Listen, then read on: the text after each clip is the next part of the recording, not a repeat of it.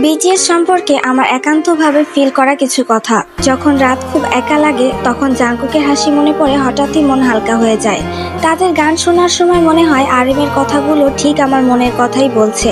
তেইয়ংয়ের চোখের দিকে তাকালে মনে হয় পৃথিবীর সব রং মিশে গেছে, আর তার সেই হাসি, সেটা দেখলে মুড খারাপ থাকাই মুশকিল।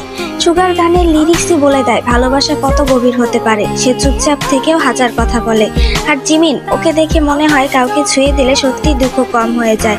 ওর কণ্ঠ, ওর ছোট ছোট কেয়ারিং মোমেন্ট যেন সবার জন্য সফট পিলো।